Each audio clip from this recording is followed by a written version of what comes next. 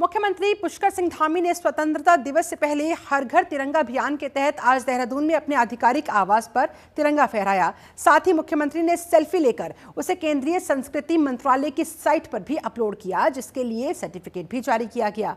CM Pushkar Singh Dhami का कहना है कि आज पूरे देश और प्रदेश में हर घर तिरंगा अभियान के तहत तिरंगे को लहराया जा रहा है। उत्तराखंड में भी हर जगह लोग आजादी के जश्न को मनाने के लिए आगे आ रहे हैं। जगह जगह कार्यक्रमों का भी आयोजन किया जा रहा है।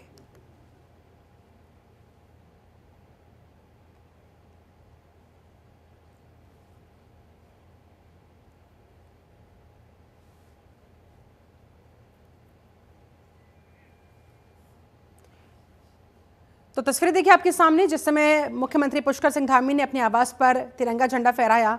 लोगों से भी अपील की कि वो भी हर घर तिरंगा अभियान का हिस्सा बने, इसमें अपनी भागीदारी निभाए। और ऐसे में लोगों को आज सर्टिफिकेट भी वितरित किए गए हैं।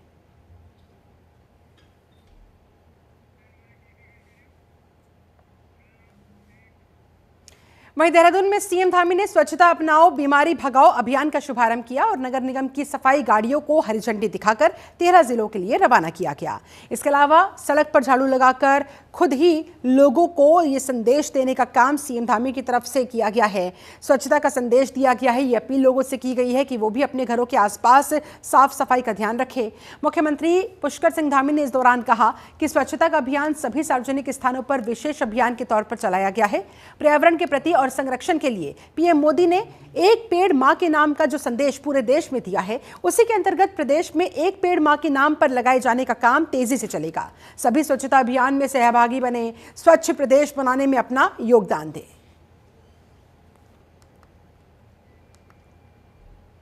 ये दो तस्वीरें देखिए आपके सामने। मुख्यमंत्री पुष्कर सिंह धामी ने खुद जब मोर्चा संभाला, उन्होंने अपने हाथों में झाड़ू लेकर वहां पर खुद ही साफ सफाई करनी शुरू कर दी। लोगों को ये संदेश देने का काम किया कि हमें खुद से जागरूक होना होगा, अपने आसपास साफ सफाई का ध्यान रखना होगा। और दूसरी तस्वीर आपके सामने, जिस समय 13 जिलों के लिए इस स्वच्छता वाहन को उन्होंने हरी झंडी दिखाकर रवाना किया। अलग अलग जिलों को ये स्वच्छता वाहन प्रदान किए गए हैं ताकि तमाम जिले उत्तराखंड के अंदर साफ रहे, स्वच्छ रहे।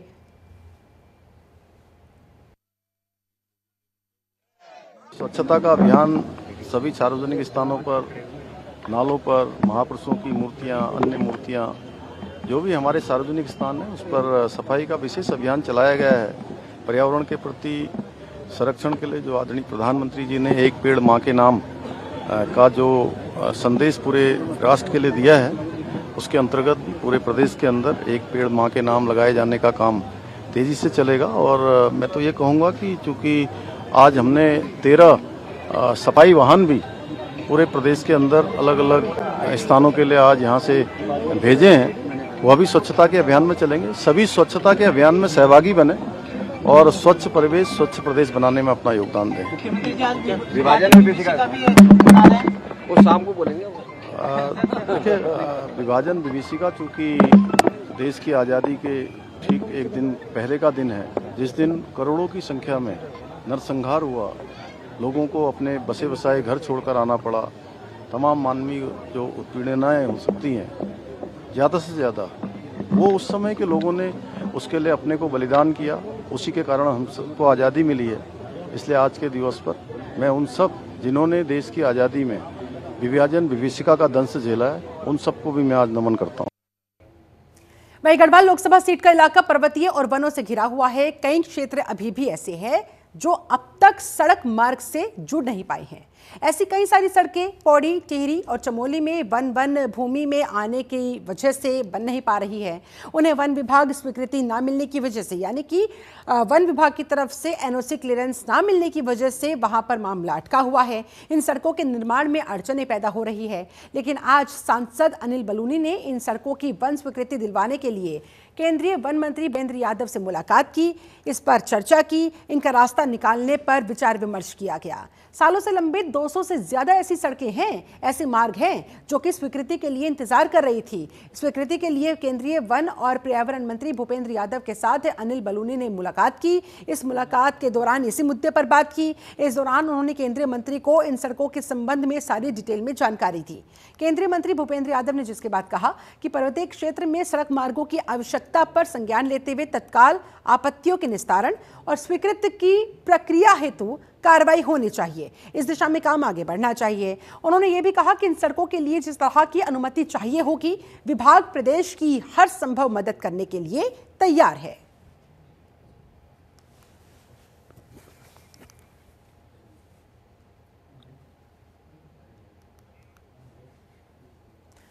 बढ़ते आगे, उत्तराखंड में बारिश अभी चैन से रहने नहीं देगी। इसी तरह के हालात फिलहाल बने हुए हैं। मौसम विभाग ने राज्य के सभी जिलों में भारी बारिश का अनुमान लगाया है। इसे देखते हुए मौसम विज्ञान केंद्र ने येलो अलर्ट भी जारी कर दिया है। देखिए रिपोर्ट।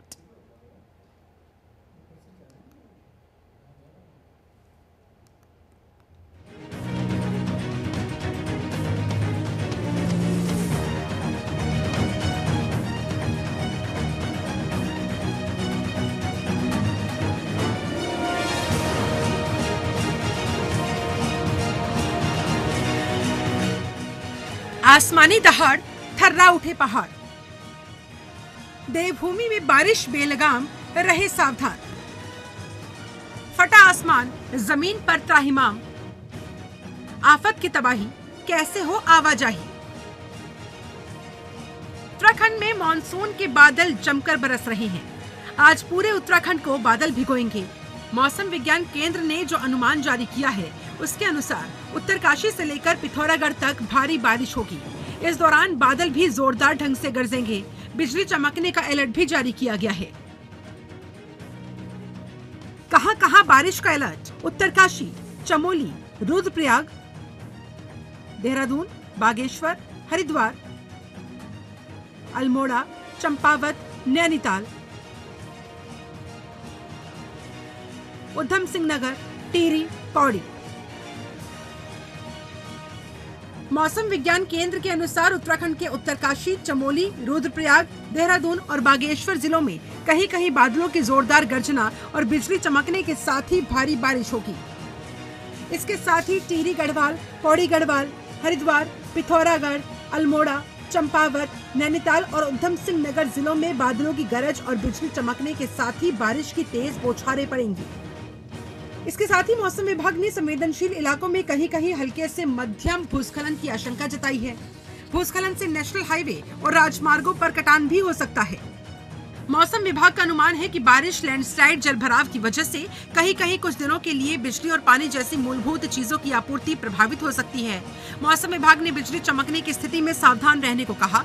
उनको आशंका है कि बिजली गिरने के दौरान जान माल का नुकसान हो सकता है। लगातार हो रही बारिश को देखते हुए हरिद्वार जिला प्रशासन पूरी तरह सतर्क हो गया। मौसम विभाग की चेतावनी के मद्देनजर बाढ़ चौकियों पर तैनात कर्मचारियों को अलर्ट मोड पर रखा गया। पहाड़ों में हो रही बारिश को देखते हुए गंगा किनारे रहने वाले लोगों को एहतियात बरतने के निर्देश दिए गए। जिलाधिकारी धीराज सिंह गर्ब्याल ने बताया कि प्रशासन की ओर से सभी आवश्यक कदम उठाए जा रहे हैं ताकि किसी भी संभावित आपदा से निपटा जा सके और जनधन की हानि को रोका जा सके।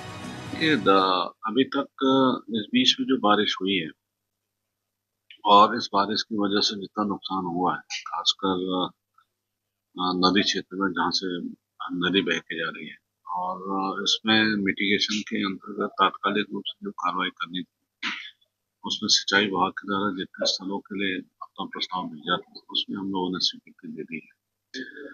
और फ्यूचर में बाढ़ जब आती है उसके लिए जो हमारे 12 चौकियां वो लगातार अलर्ट मोड में है।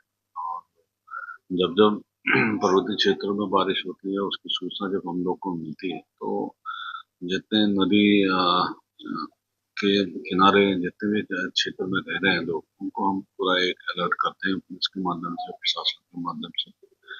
तो और जिन जगहों पर वाकई में लगता है कि इस बार वाटर लॉगिंग की स्थिति आनी है, आ सकती है, वैसे तो जितने भी ऐसे स्थल जहाँ पे वाटर लॉगिंग की स्थिति लास्ट ईयर हम लोगों ने उसको ऑब्जर्व किया था, उन स्थलों पे हम लोगों ने कार्रवाई हमने कर दी है और सफिशिएंट मात्रा में पंप्स की व्यवस्था हम लोगों ने कर दी है। फिर भी अगर लगेगा तो एक बैकअप के तौर पे हम लोगों ने इस पंपों की व्यवस्था की। उत्तराखंड में पहाड़ों से लेकर मैदानी क्षेत्रों में हो रही भारी बारिश के चलते नदी नाले उफान पर है। ऐसी परिस्थितियों को देखते हुए सभी अधिकारियों को हाई अलर्ट पर रहने की अपील की गई। ब्यूरो रिपोर्ट, जनतंत्र टीवी।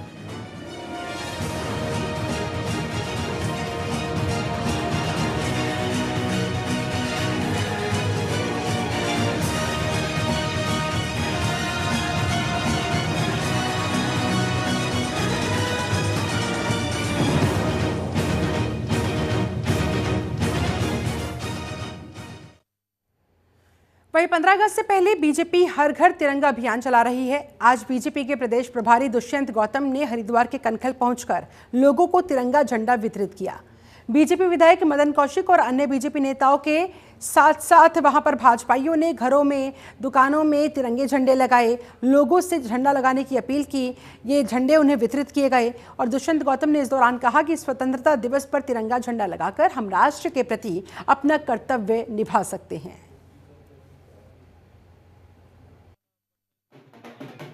समस्त भारतीय जनता पार्टी ने और राष्ट्रवादी लोगों ने मिलकर ये राष्ट्रीय ध्वज है, घर घर तक लगना चाहिए, दुकानों पे लगना चाहिए, सभी जगह पहुंचना चाहिए, जिससे कि अपने मन में एक भाव होता है देश के प्रति।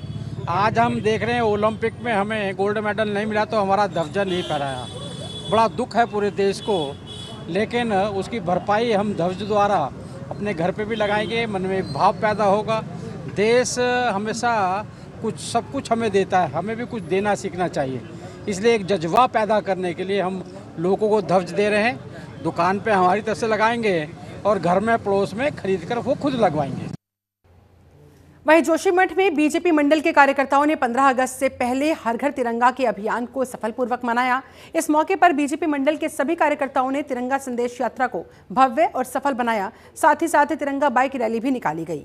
इस दौरान बीजेपी मंडल के कार्यकर्ताओं ने शहीद प्रकाश चंद्र डिमरी के स्मारक पर पहुंचकर स्वच्छता अभियान चलाया।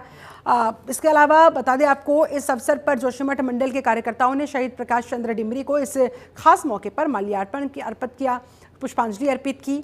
तो वहीं एक और मंडल कार्यकर्ताओं ने जोशीमठ के ब्लॉक सभागार में जाकर सभी स्वतंत्रता सेनानियों को भी याद किया, उन्हें भी श्रद्धांजलि अर्पित की।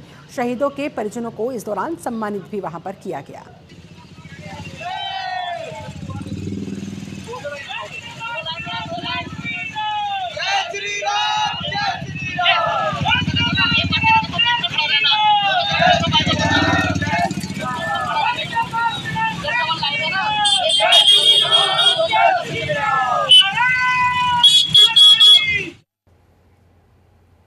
उधर हर घर तिरंगा अभियान के तहत अल्मोड़ा पुलिस ने तिरंगा बाइक रैली निकाली। एसएसपी अल्मोड़ा देवेंद्र पिंचा ने तिरंगा बाइक रैली को हरी झंडी दिखाकर रवाना किया।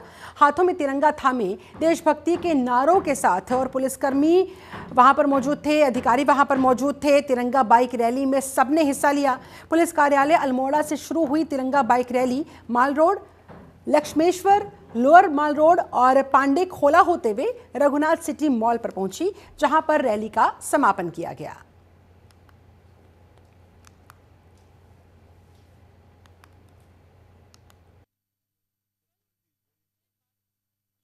कल हमारा देश का स्वतंत्रता दिवस 15 अगस्त है, जिसको लेके पुलिस हमेशा अलर्ट भी रहती है, अवेयर भी रहती है और लोगों को भी अवेयर करती है। उसी अवेयरनेस को करने के लिए ही अभी एक हम बाइक रैली निकाले हैं, जिसमें मुख्य उद्देश्य है कि जो लोगों को हमारे देश की आज़ादी के प्रति अवेयर करना, उसका वैल्यू को समझाना, साथ साथ में जो हर घर तिरंगा है, जो ध्येय हमारे माननीय प्रधानमंत्री जी और मुख्यमंत्री जी ने दिया है, कहा है, तो उसके लिए लोगों को अवेयर करना कि हमें तिरंगे का कितना क्या महत्व है और हमारे घरों में हर घर में तिरंगा होना चाहिए तथा हमारा एक राष्ट्रीय ध्वज के प्रति जो अटैचमेंट होना चाहिए, प्यार होना चाहिए, उसके लिए लोगों को अवेयर करने के लिए ये यात्रा निकाली। वहीं 15 अगस्त को लेकर हरिद्वार पुलिस पूरी तरह से अलर्ट मोड पर है। एसएसपी प्रमेंद्र सिंह डोभाल ने सुरक्षा व्यवस्था को चाक चौबंद बनाए रखने के लिए आवश्यक दिशा निर्देश जारी किए। स्वतंत्रता दिवस के मौके पर सुरक्षा के मद्देनजर जनपद में विभिन्न स्थानों पर सघन चेकिंग अभियान चलाया जा रहा है, जिसमें खास तौर पर इंटर स्टेट बॉर्डर पर फोकस किया गया। इसके अलावा जगह जगह किराएदार, कामगार और घरेलू नौकरों का सत्यापन अभियान भी छिड़ा हुआ है, ताकि कोई भी संदिग्ध गतिविधि नजरअंदाज न हो सके।